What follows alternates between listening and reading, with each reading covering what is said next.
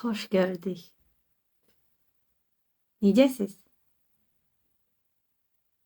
Bugün sizlə görüşürük. Gözəl bir mövzunu müzakirə edəcəyik. Bu mövzu hər kəsin yoluna işıq olacaq. Ona görə də məni diqqətlə dinləyin. Yanınızda vərəqiniz, qələminiz olsun. Özünüz üçün qeydlər aparın və burada öyrəndiklərinizi həyata tətbiq edin ki, siz də düzgün şəkildə yolunuzu irəlidə biləsiniz. Bizim bugünkü mövzumuz irəliləməyimizə əngəl olan amillər, irəliləməyimizə əngəl olan vərdişlərdir. Bugün bunlar haqqında danışacağıq və sonra isə bunlarla bağlı nələr edə bilərik, bu əngəlləri necə aradan qaldıra bilərik, bunlarla bağlı da sizə müəyyən bilgilər paylaşacağam. Gəlin başlayaq. Hər kəs istəyir ki, qarşısına qoyduğu məqsədlərini çata bilsin. Hər kəs istəyir ki, özü ilə bağlı nələrisə düzgün şəkildə həyata keçirə bilsin. Bizim əsas sahələrimiz hansılardır? Şəxsi inkişafımız, münasibətlərimiz, karyeramız. Bunlarla bağlı istəyirik ki, daim irəliləyək, gözəl yollarda, gözəl məqamlarda olaq. Karyeramızla bağlı istəyirik ki, daha da yüksələk. Şəxsi inkişafla bağlı özümüzü daha yaxşı inkişaf etdirmək istəyirik. Yolumuzu daha doğru seçmək istəyirik və həmçinin münasibətlər, ən gözəl münasibəti arzulayır hər kəs.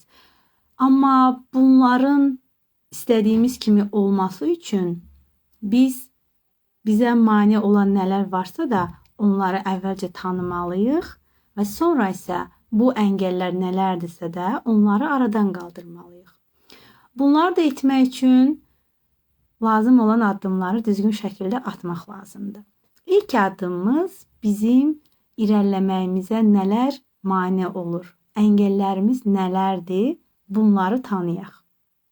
Mən sizə bir neçə əngəllər deyəcəm. Hansı ki, bunların əksəriyyəti insanlarda vərdiş halına gəlir. Soruşsaz ki, vərdişlər nələrdir? Vərdişlər bizim beynimizdəki müəyyən sinir yollarının təkrarlanması nəticəsində ortaya çıxır. Və bu formalaşan vərdişlər bizə həm müsbət təsir edə bilər, həm də mənfi təsir edə bilər. Hansı vərdişlər ki, bizim inkişafımızın yolunda bizə faydalıdır? Təbii ki, bunlar müsbət vərdişlərdir. Amma hansı vərdişlər ki, bizə əngəl yaradır? Bunlar mənfi vərdişlərdir. Bizim məqsədimiz əvvəl o mənfi vərdişləri tanımaq, sonra isə onları aradan qaldırmaqdır. Gəlin bunlarla tanış olaq. Bizim irəliləməyimizə əngəl olan hansı vərdişlər var, hansı amillər var? Bir bunların hər biri haqqında sizə məlumat verəcəm. İlk vərdişimiz, ilk əngəlimiz işləri təxirə salmaqdır. Buna prokrastinasiya da deyirlər. Prokrastinasiya deyirlər. Bunun elmi adıdır. Təəssüflər olsun ki, bir çoxumuzun yaşadığımız bir əngəldir. Çox şeydə təxirə salmaq halları yaşanır insanlarda. Bunun səbəbləri çox ola bilər. Əsas məsələ nəyi, nə zaman, niyə etdiyimizi bilməkdir. Biz niyə təxirə salırıq? Səbəblər nədir? Bunları bilmək bizim o təxirə salmanı aradan qaldırmamıza da kömək edəcəkdir. Təxirə salmaqla bağlı əslində çox addımlar etmək olar. Bununla bağlı elə mənim özümün də xüsusi çalışmam var, meditativ bir çalışmadır. Burada həm hərəkətə keçmək üçün addımlar var, həm də müəyyən bir şuuraltı çalışması var ki, arzu edənlər mənim o çalışmamı da əldə edə bilər. Və beləliklə biz təxirə salmağımızı aradan qaldırmaq üçün lazım olan işləri həyata keçirməliyik. Misal üçün, ən çox təxirə salmağımıza səbəb olan nədir? Sosial şəbəkələrdən istifadə, sosial şəbəkələrdən mənasız istifadə. Əlimizə alırıq telefonu, hansısa məqsəd üçün götürürük bəzən.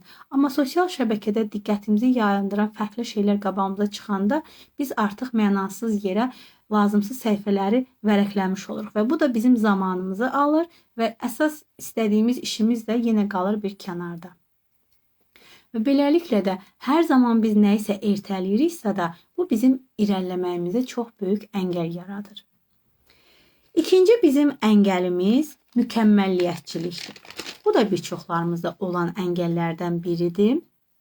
Mükəmməlliyət mükəmməliyyətçiliyin də səbəbləri əslində çoxdur. Çoxları düşünür ki, mükəmməliyyətçilik yaxşı bir şeydir. Müəyyən şeylərdə bəli, yaxşı ola bilər, amma müəyyən şeylərdə bizi irəliləməyə qoymur. Niyə? Biz istəyirik ki, hər şey tam olsun. Biz istəyirik ki, misal üçün də bir layihə həyata keçirmək istəyirsiniz. Misal üçün bir təqdimat hazırlamaq istəyirsiniz və bu təqdimatda istəyirsiniz ki, bütün detallara önəm verəsiniz. Bütün detallar yaxşı olsun. Bu zaman nə edirsiniz?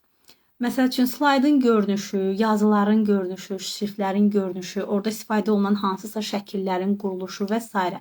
Birini bəyənməyəndə dayanırsınız, deyirsiniz ki, yox, sonra edərəm. Və yaxud da nəsə istədiyiniz kimi olmayanda onu axtarmağa başlayırsınız. Bu da artıq sizi arxaya çəkməyə başlayır. Ertələməyinizə gətirib çıxardır yenə də və beləliklə sizin irəliləməyinizə mane olur. Ona görə də bir şey etmək istəyirsinizsə də edə biləcəyiniz şəkildə onun ilkin versiyasını hazırlayın, bir gözdən keçirin. Müəyyən qədər əgər görürsünüz ki, bu sizin tələblərinizə cavab verir, artıq o işi başlayın.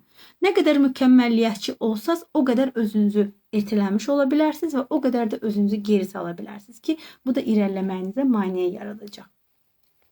Beləliklə də mükəmməliyyətçilik də bizim irəliləməyimizə mane olan vərdişlərdən biridir. Özünə inamsızlıq. Özümüzü hər zaman kiçik görmək və aşağı qiymətləndirmək də bizim irəliləməyimizə mane olur. Misal göstərim sizə. Məsəl üçün, əslində sizin hansısa potensialınız, keyfiyyətləriniz var, amma siz onun fərqində deyilsiniz. Düşünürsünüz ki, hansısa bir işi edə bilməzsiniz, bacarmazsınız. Niyə? Çünki özünüzü aşağı qiymətləndirirsiniz. Niyə? Çünki özünüzə inamınız yoxdur. Və yaxud da hansısa bir müsahibəyə getmək istəyirsiniz. O müsahibənin necə keçəcəyi ilə bağlı beyninizdə çox qərarsızlıqlar var. Birdən məni bəyənməzlər, birdən istədiyim kimi danışa bilmərəm. Bu sizin həm özgüvəninizi aşağı salır, həm çox həyəcanlana bilərsiniz və orada müsahibədə özünüzü düzgün ifadə edə bilməzsiniz və belə olanda da yenə də bu sizi arxaya sala bilər, irəliləməyə qoymaz. Bütün bunlar əslində bizim həm şəxsi inkişafımızla bağlı, həm karyeramızla bağlı irəli getməyimizə çox böyük əngəllər yaradır. Bunları aradan qaldırmaq üçün biz çox şeylər edə bilərik. Axırda qısa-qısa bunlar haqqında sizə məlumat verəcəm. Amma əvvəl hər birini bilmək, özümüzdə nəyin, hansı səbəbdən olduğunu aydınlaşdırmaq lazımdır. Sonra bunları aradan qaldırmaq üçün mən hansı addımları ata bilərəm? Bunları müəyyənləşdirmək lazımdır və bundan sonra isə lazım olan addımları kiçik-kiçik ataraq öz irəliləməyimiz üçün cığır açmaq mümkün olacaqdır. Sonra zərərli müqayisələr. Bunu da çoxları edir, təəssüflər olsun ki, nə edirik? Özümüzü başqaları ilə müqayisə edirik. Xüsusilə də özümüzdən üstün hesab etdiklərimizlə müqayisə edirik və müqayisə edəndə özümüzü yetərsiz görürük. Filan kəs bunu edir, amma mən bunu heç vaxt edə bilmərəm. O nələri bacardı? Bu mənim əlimdən gəlməz. Yəni öz əlinizdə olanları dəyərləndirmək yerinə nələrisə özünüzlə müqayisə edirsiniz, kimlərisə özünüzlə müqayisə edirsiniz və bu zaman öz potensialınızı da üzə çıxara bilmirsiniz. Bu da bizə mənfi təsir edən vərdişlərdən biridir ki, bizi arxaya salır, irəliləməyə qoymur. Və biz nə qədər özümüzə qarşı aşağı dəyərdə olsaq, ətrafdan da o reaksiyanı görə bilərik. Çünki insan birinci özünü dəyərləndirməyə bacarmalıdır, özünə güvənli olmalıdır ki, ətrafa da özünü o şəkildə təqdim edə bilsin, göstərə bilsin, potensialını aça bilsin, özünü düzgün ifadə edə bilsin və belə olan şəkildə ətraf da səni düzgün tanıyacaq. Düzgün tanıyanda da sən istədiyin məqsədləri də zamanla həyata keçirə biləcəksən. Düzgün təqdimat çox böyük bir şeydir ki, bunu da çalışın özünüzdə formalaşdırın. Müəyyən vərdişlər var ki, biz onları əslində asanlıqla həyatımızdan çıxarda bilərik, amma bunları özümüzdə bəzən görmürük. Bunların varlığından xəbərimiz olmur. Misal üçün, insanların bəziləri özlərini hər zaman çalışmağa məcbur hiss edir və bunu normal bir şey kimi görür ki, hə də mən hər zaman çalışmalıyam, hər zaman özümü inkişaf elətdirməliyim. Təbii ki, özünü inkişaf elətdirmək yaxşı şeydir, amma insana bir istirahət də lazımdır, insana bir müəyyən qədər fasilə də lazımdır. Elə insanlar var ki, bunlara işxolik deyirlər də. Bütün günü səhərdən axşama öz həyatını işə sərf edir. Ailəsinə zaman ayıra bilmir, öz istirahətinə zaman ayıra bilmir, öz xüsusi hobbiləri yoxdur və insan nə qədər işləyər, müəyyən vaxtdan sonra artıq onun beyni yorulmağa başlayır.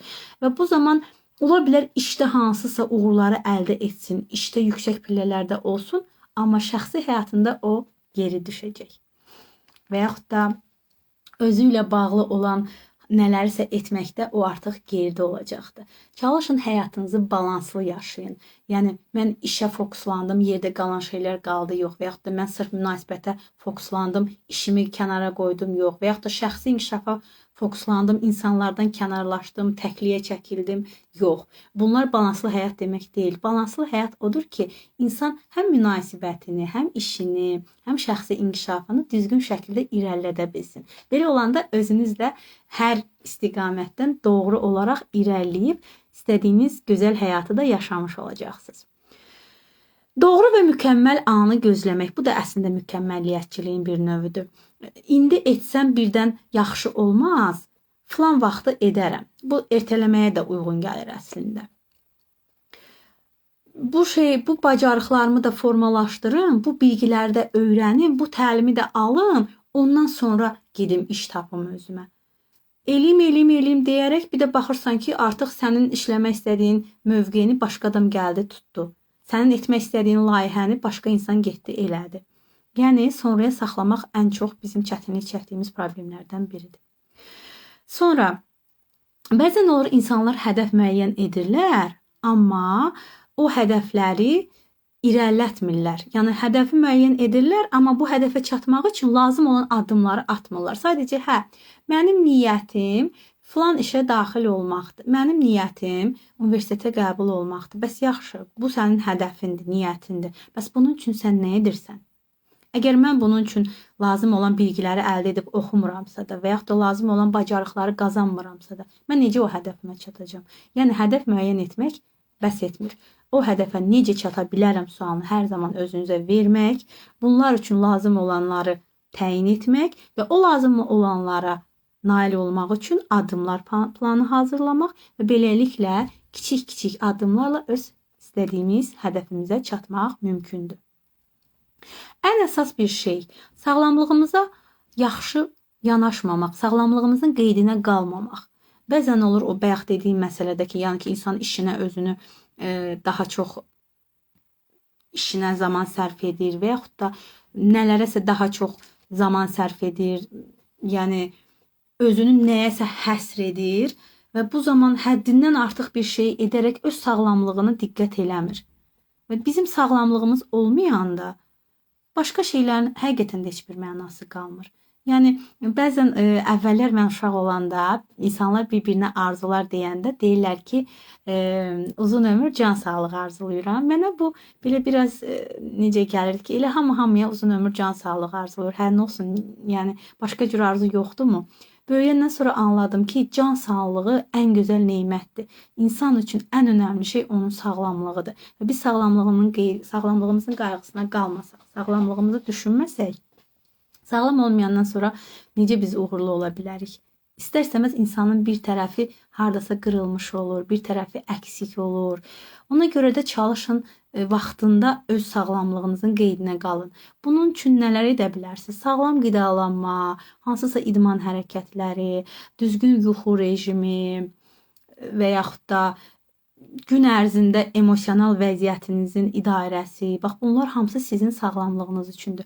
Sağlamlıq deyəndə yalnız fiziki sağlamlıq nəzərdə tutulmur. Bizim mənəvi sağlamlığımız da çox vacibdir və bunu da diqqətdən kənar qoymayaq. Sonra başqalarının sizin yerinə qərar verməyinə icazə verməyiniz. Bu da sizi geri sala bilər. Çox insanların öz qərarı olmur. Onlar insanlardan daha çox məsləhətlər istəyirlər və yaxud da özlərini başqalarından asılı hesab edirlər. Nəsə məqsədləri olur, nəsə nail olmaq istəyirlər. Ola bilər ki, onlardan daha otoriter olan bir insan, onlara sözü keçən insanlar Nələrsə deyir ki, bax sən bunu etsən, bu səndə yaxşı alınmayacaqdır. Sən bunu belə etmə, belə etsən yaxşıdır. Hansı ki, əslində sən bunu etsən, bəlkə də çox gözəl nailiyyət əldə edə bilərsən. Məqsədin daha yaxşı zirvələrə sən apara bilər. Amma kiminsə sənin yerinə qərar verməyinə görə sən o addımı atmırsan və bu da nə olur? Səni geriyə salmış olur.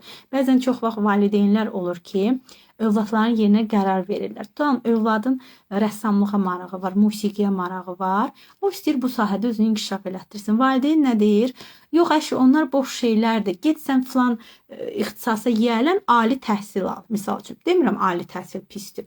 Elə rəssamlığın özü ilə əlaqəli də ali təhsil almaq olur əslində. Amma valideynlər artıq sənin yerinə o qərarı verir, səni yönləndirir ki, yox, get bunu oxu, bunu al və sən öz məqsədindən dönmüş olursan, istəmədiyin bir ixtisasda 4 il oxumuş olursan, nəticədə oranı bitirəndən sonra o iş sənə maraqsız gəlir və o işlə bağlı heç nə etmək istəmirsən. Arada nə baş verir? 4 ilin sənin itdimi? Geri qaldınmı sən? Və sonradan başlayırsan, deyirsən ki, hə, valideynlərimə bu diplomu aldım, verdim, indi gedim öz lazım olan işimlə məşğul olum.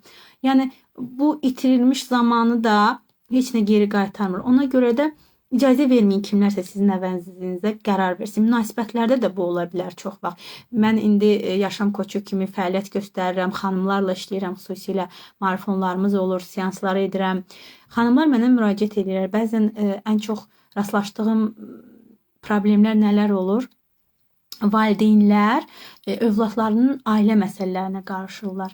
Hətta bir xanım mənə müraciət etmişdir ki, mən ailə qurmaq istəmirəm hal-hazırda. Mənim özümün istəklərim var. Ali təhsil almaq istəyirəm, iş qurmaq istəyirəm, öz ayaqlarım üzərində durmaq istəyirəm. Ondan sonra özümə uyğun bir insan qarşıma yəqin ki, çıxar. Amma valideynlərim deyirlər ki, yox, məktəbi bitirmisən, ailə qurmalısan. Yəni belə olanda nə baş verir?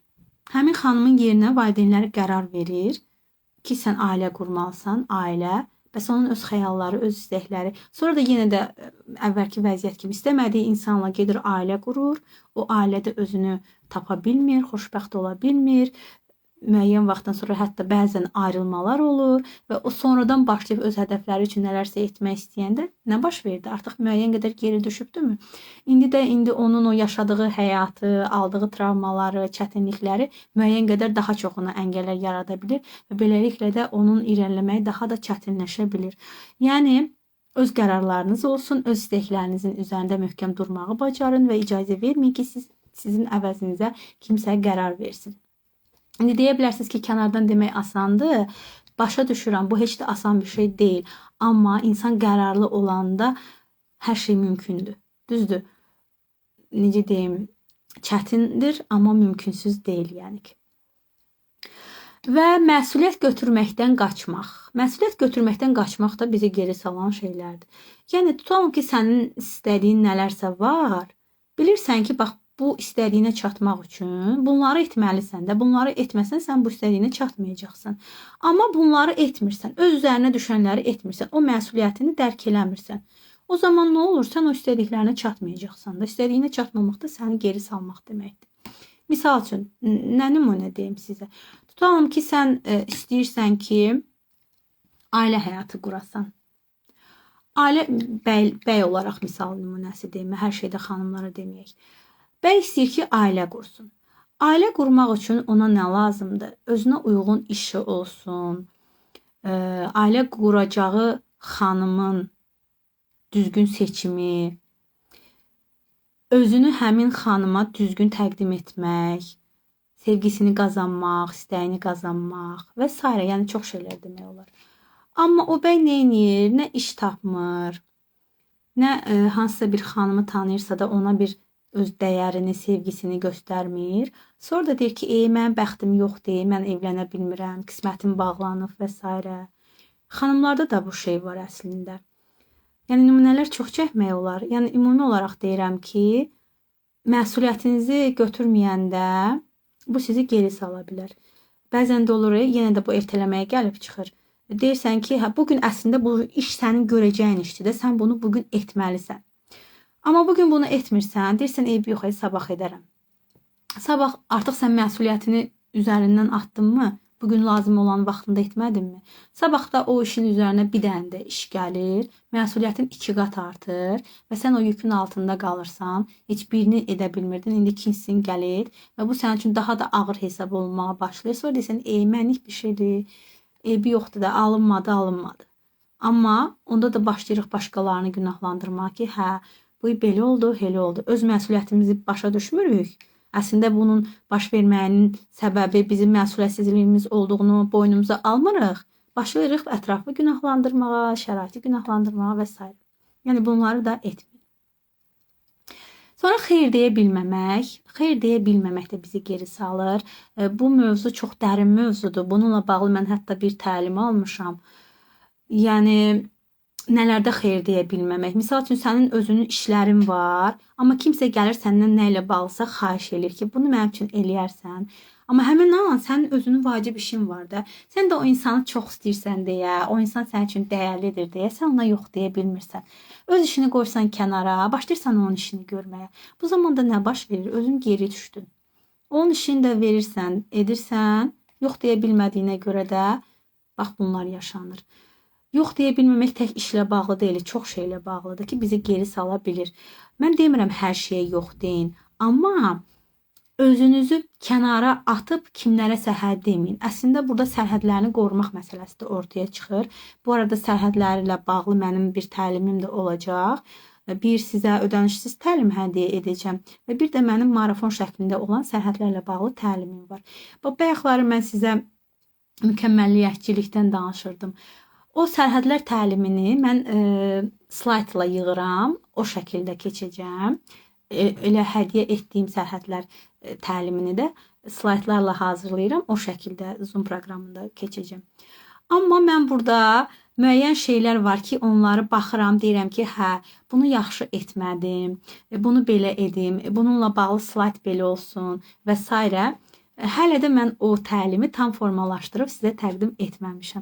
Burada mənim artıq nə baş verdi mənimlə? Mən geriyə saldım özümü. Çox mükəmməlliyətçilik axtardığıma görə, o slaydı tam bir mükəmməl bir formada ortaya çıxartmaq istədiyimə görə, hələ də mən o təlimi təqdim edə bilməmişəm.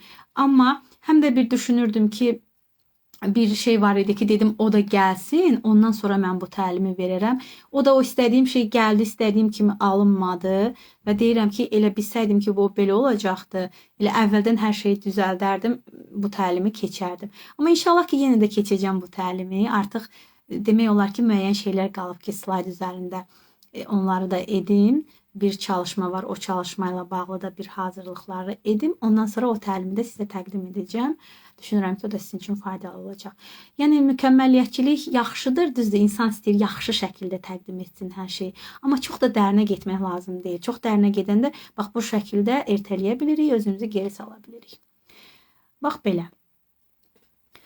Yəni, bax, bu dediklərim daha çox artırmaq olar məsələləri. Bax, bu dediyim vərdişlər, hər biri bizi geri salan vərdişlərdir. Bir məsələ də var. Komfort zonasından çıxmamaq. Komfort zonasından, rahatlıq zonası deyirlər də ona.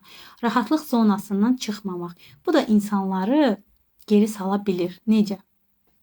Məsəl üçün sən istəyirsən ki, daha yaxşı bir iş qurasan, irəli gedəsən, daha çox gəlir əldə edəsən, qazanc əldə edəsən. Amma sənin kiçik bir işin var, hansı ki orada sənin az bir maaşın var. Bura sənin komfort zonandır. Niyə? Burada hər şey müəyyəndir də. Yəni komfort zona o demək deyil ki, orada hər şey sənin üçün mükəmməldir, idealdır. Yox. Sadəcə sənin alışdığın bir sahədir komfort zona. Yəni müəyyən müddət ərzində sən burada bu şəkildə yaşayırsan və bu sənin üçün alışılmış komfort hesab olunan, rahatlıq hesab olunan bir sahə olur. Və sənin bu zonadan çıxmağın qeyri-müəyyən olduğuna görə bilmirsən, sən buradan uzaqlaşsan, səni gələcəkdə nələr gözləyir. Bunlar sənə çətin gəldiyinə görə, qeyri-müəyyən gəldiyinə görə sən bu zonadan çıxa bilmirsən. Bu da nəyə səbəb olur? Sən irəliləyə bilmirsən. Bəlkə də sən buradan çıxsaydın, o istədiyin işi qurub daha çox gəlir əldə edə bilərdin. Amma sənin bu kiçik maaşlı öyrəşdiyin, alışdığın bu işin sənin rahatlıq zonandır və sən buranı tərk etmirsən.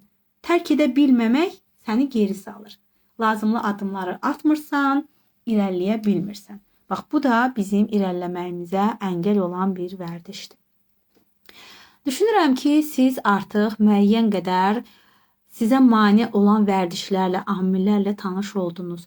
Özünüzü analiz edin, özünüzü nəzərdən keçirin. Mənim irəliləməyimə bu vərdişlərdən, bu amillərdən nələr əngəl olur? Hansı sahədə irəliləməyimə hansı vərdişlər əngəl olur?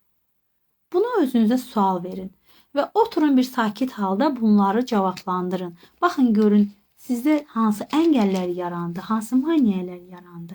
Bunları müəyyən edəndən sonra əsas birinci fərqindəlik önəmlidir. Hər zaman deyirəm. Fərqindəlik olandan sonra artıq siz müəyyən addımlar üçün də qərarlar verə bilərsiniz.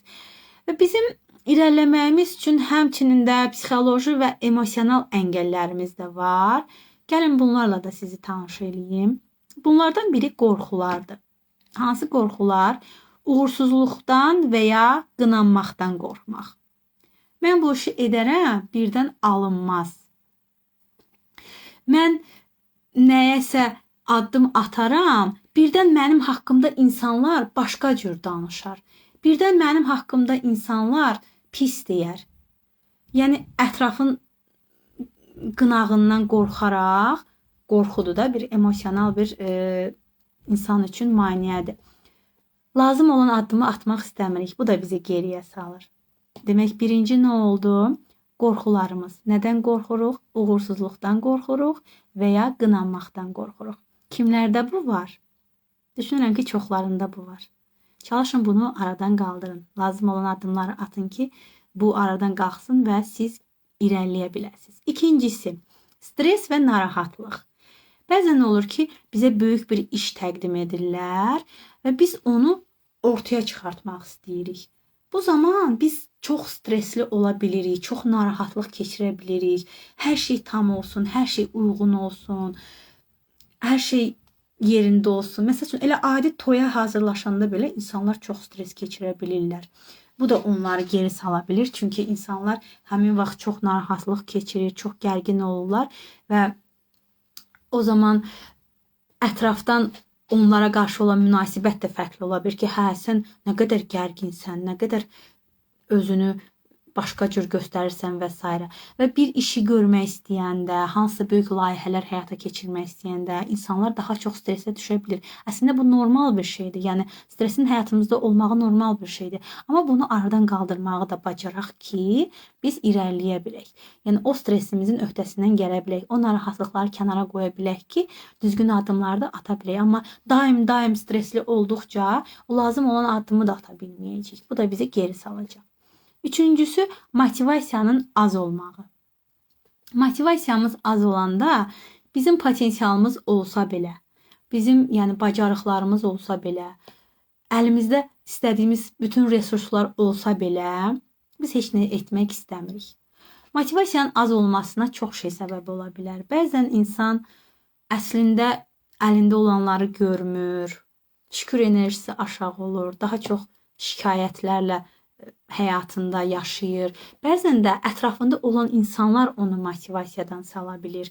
Necə ki, bayaq mən sizə dedim ki, məsəl üçün sən nə isə etmək istəyirsən, kənardakı deyir ki, yox, sən bunu etsən, bu səndə alınmayacaq, bu səndə uğursuz olacaq.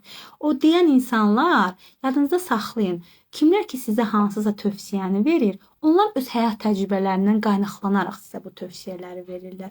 Amma siz kimlərinsə dediklərini dinləyin, amma öz etmək istədiyiniz işlə bağlı da bir analiz aparın. Baxın, görün ki, onun dediyi sizin analizinizlə uyğun gəlirmi? Ondan sonra ortaq məxrəcə gəlib lazım olan addımları atmaq üçün nələrsə düşünün. Amma yox, elə filan kəs dedi ki, belə olacaqdı, mən bunu etməyim. Bu artıq motivasiyamız aşağı düşəndən sonra həvəsimiz də qırılır və uğur qazana bilmirik, geri düşmüş oluruq. Bunların hər biri bizə mane olur. Bunları mən sizə tanıtdım. Özünüzü dediyim kimi analiz edin. Hər bir sahədə. Baxın, görün sizin əngəlləriniz nələrdir? Sizə nələr mane olur? Bunların fərqində olun, bunları bilin. İndi isə mən sizə qısa olaraq, ümumi olaraq bu vərdişləri, bu çətinlikləri, bu bizi geriyə salan amilləri necə dəyişdirə bilərik? Bunları necə aradan qaldıra bilərik? Nələr edə bilərik? Bunlar haqqında danışmaq istəyirəm. Əslində çox şeylər var, amma müəyyən qədər ümumi sizə bilgilər verəcəm. Əvvəl başından bəri bunu deyirəm. Şuurlu olaraq vərdişlərimizi və əngəllərimizi tanımaq lazımdır. Necə ki, bunu mən sizə tanıtdırdım ki, hansı əngəllər var və siz özünüzü analiz edərək artıq ilk mərhələni həyata keçirə bilərsiniz. Əvvəl demək nə edirik? Şuurlu olaraq özümüzü analiz edirik və bizim irəlilənməyimizə nələr əngəl yaradırsa da, hansı vərdişlər, hansı psixoloji və emosional əngəllər bizim yolumuzu kəsirsə də, bunların hər birini tanımaq, bunların hər birinin fərqində olmaq, bunların hər birini göz önünə gətirmək. Bunlar üçün siz bir vərəq götürə bilərsiniz, bunların hər birini qeyd edə bilərsiniz ki, görəsiniz ki, sizin əngəlləriniz nələrdir. Bundan sonra isə əngəlləri tanıdıq, özümüzdə olan əngəlləri gördük və bu vərdişləri müəyyənləşdirdik, hər birini müəyyənləşdirdik. Yəni əvvəl tanıyırıq, sonra özümüz üçün müəyyənləşdiririk, analiz edib özümüzdə olan əngəlləri müəyyənləşdiririk. Ondan sonra isə kiçik addımlarla hərəkətə keçmək lazımdır. Nələr edə bilərik? Bunları düşünmək lazımdır. Çox vaxt insanlar böyük addım atmaq istədiyinə görə etmək istədiklərinə nail ola bilmirlər. Amma kiçik addımlar atmış olsaq, biz o kiçik addımlarla hədəfimizə doğru irəliləyib lazım olan yerə də gəlib çata bilərik. Ona görə də birinci hədəfiniz olsun, sonra isə o hədəfə çatmaq üçün hansı kiçik addımları ata bilərəm? Bunu qərarlaşdırın. Bir nümunə deyim sizə. Misal üçün sizdə ertələmə vərdişi var. Yəni işləri təxirə salma vərdişi var. Bunu aradan qaldırmaq üçün hansı kiçik addımlar etmək olar? Misal üçün siz sosial şəbəkələrə çox zaman ayırırsınız. Deyə bilərsiniz ki, misal üçün hər səhər yarım saat sosial şəbəkədən uzaq durum. O etmək istədiyim iş nədirsə də ona zaman ayırım. Ən azından gün ərzində o işə yarım saat vaxt ayırım. Bu sizin üçün bir kiçik addımdır və bunu davamlı şəkildə edin. Davamlı şəkildə edəndə müəyyən vaxtdan sonra siz görəcəksiniz ki, o etmək istədiyiniz nə isə də artıq onu tamamilə edib bitirmisiniz. Sonra motivasiya yaratmaq üçün müəyyən texnikalar var ki, bu texnikalardan istifadə edə bilərsiniz və fokuslanma üçün texnikalar var ki, bunlardan istifadə edə bilərsiniz. Məsəl üçün Pomodoro texnikası var. Düşünürəm ki, bu texnikanı çoxları bilir. Qısa olaraq bu haqqda da məlumat vermək istəyirəm. Pomodoro texnikası nədir? Misal üçün, biz hər hansı bir iş görmək istəyirik. 25 dəqiqə o işlə məşğul oluruq. O işi 25 dəqiqə görürük. 25 dəqiqə o işi görəndən sonra 5 dəqiqə fasilə veririk. 5 dəqiqə fasilə verəndən sonra bu bir pomodoro olur. Artıq bir pomodoranı yekunlaşdırdıq. Bundan sonra ikinci 25 dəqiqə həmin o görmək istədiyimiz iş nədirsə də o işə fokuslanırıq və o işi görürük.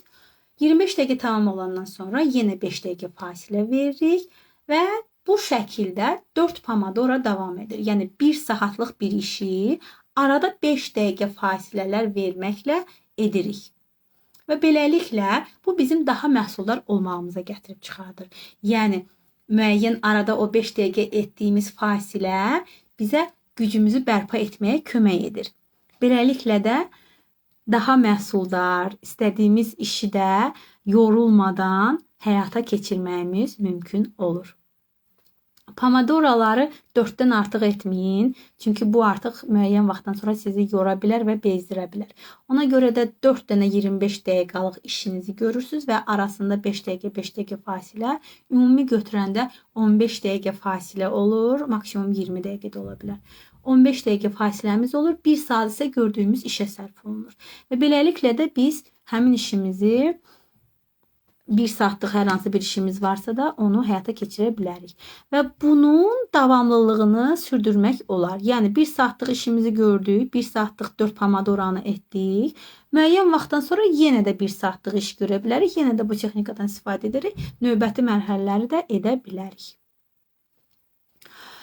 Və dördüncü biz nə edə bilərik? Bu bizə mane olan əngəlləri aradan qaldırmaq üçün, irəliləməyimizə mane olan əngəlləri aradan qaldırmaq üçün nə edə bilərik? Bu ən vacib olanıdır. Özümüzə qarşı şəfqətli olmaq.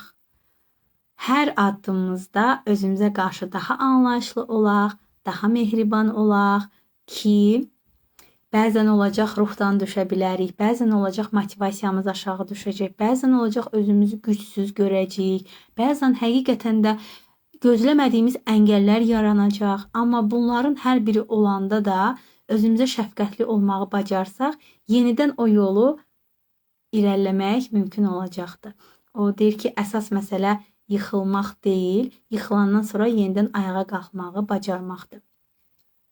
Və çalışın ki, Pomodoro texnikasını sizə izah etdim. Bir şey etmək istəyəndə özünüzü yormadan edin, nə isə edirsinizsə. Çünki bir şeyə çox zaman sərf edib davamlı şəkildə ona fokuslananda müəyyən vaxtdan sonra bu sizi yora bilər.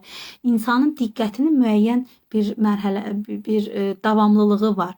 Bir müddətdən sonra biz diqqətimizi saxlaya bilmirik. Misal üçün görürsünüzmü ki, adi biz məktəbdə dərs keçirik, bu 45 dəqiqə davam eləyir. 45 dəqiqədən sonra tənəffüs verilir.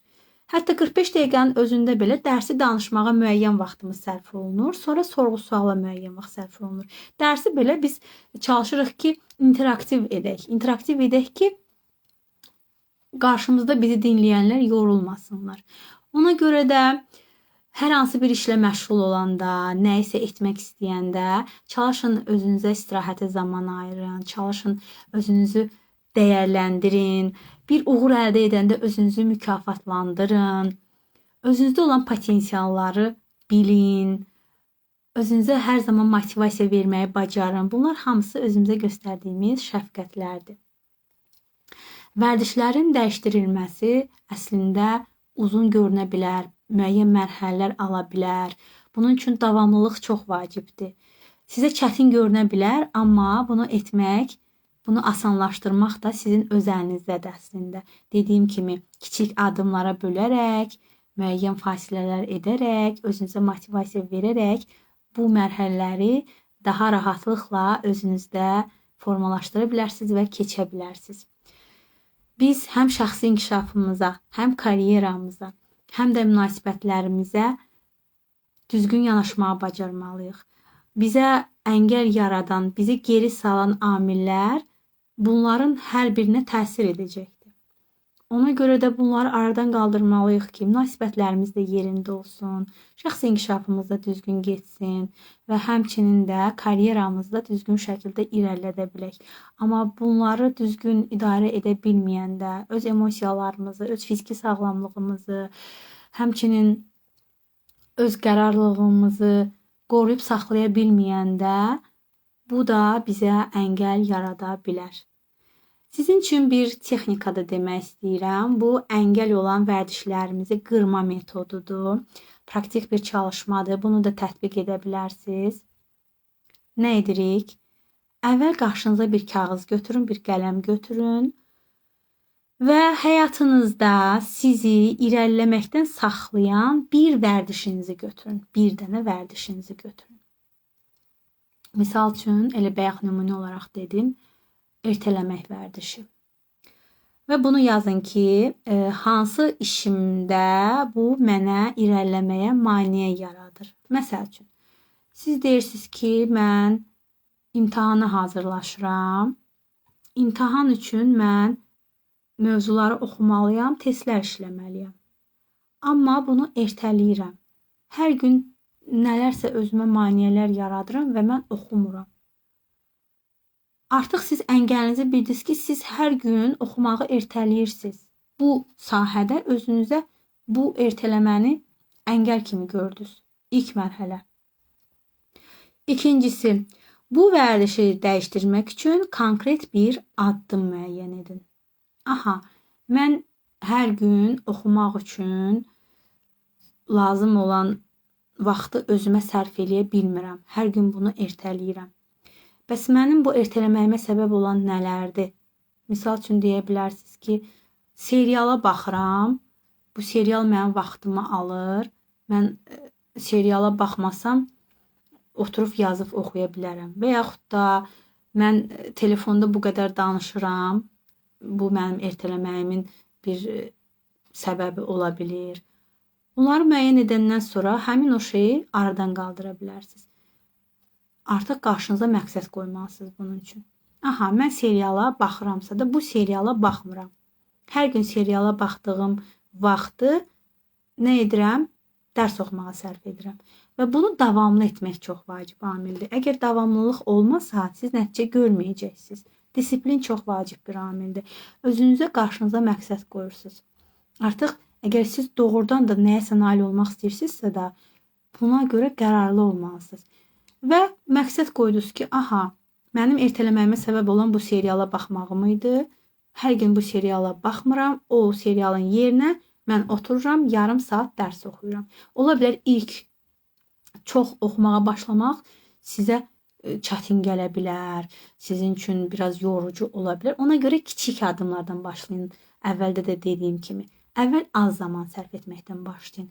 Amma burada bir şey də var da, siz hansı müddət ərzində o imtahanı verəcəksiniz? Ona uyğun özünüz üçün planlaşdırma aparın. Bəzən olur ki, insan deyir ki, hələ tutalım ki, imtahanım hələ 6 aydan sonra olacaqdı. Oxuyaram da. Amma siz artıq bilirsiniz ki, 6 aydan sonra imtahanınız olacaq. O yarım saatı hər gün məşğul olsaz, o 6 ayın vaxtına kimi ertələməni etməsəz, yarım saat hər gün o sizə lazım olan bilgiləri oxuyub, testləri işləməyə vaxt sərf eləsəz, bunu davamlı şəkildə etsəz, artıq imtahana yaxınlaşanda siz bütün məlumatları öyrənib imtahana hazır vəziyyətdə ola bilərsiniz. Bu texnikanı istifadə edə bilərsiniz. Mən sizə bir nümunəni dedim. Siz də baxın, görün, sizin hansı çatmaq istədiyiniz məqsəddə, hansı irəliləməyiniz üçün getmək istədiyiniz yolda nə maneəniz var, nə zərərli vərdişiniz var ki, və bunu necə aradan qaldıra bilərsiniz, hansı addımlar ata bilərsiniz. Bunların hər birini yazın, qeyd eləyin və sonra mütləq hərəkətə keçin. Hər bir şeyin sonunda mütləq hərəkətə keçmək olmalıdır ki, sən nəticə əldə edə bilərsən. Bilirəm, bəs etmir. Öyrənmişəm, bəs etmir. Tətbiq etmədən heç bir nəticə olmayacaqdır. Misal üçün, bəzən adi bildiyimiz bir şeylər bizə çox böyük fayda verə bilər. Siz onu sadəcə bilirəm deyib etməyəndə siz o faydadan özünüzü məhrum edə bilirsiniz. Misal üçün deyilir ki, hər gün tutalım, səhər duranda bir stakan ilıq su içmək insan orqanizmini sağlam saxlayır. Maddə mübadiləsini normal saxlayır. Və bu nədir? Sadə bir şeydir. Siz deyə bilərsiniz ki, mən bunu bilirəm. Hə, nə var ki? Amma sən bunu bəs edirsənmi? Etmirsənsə bunun bilməyinin sənin üçün nə xeyri var? Ona görə də hərəkətə keçmək.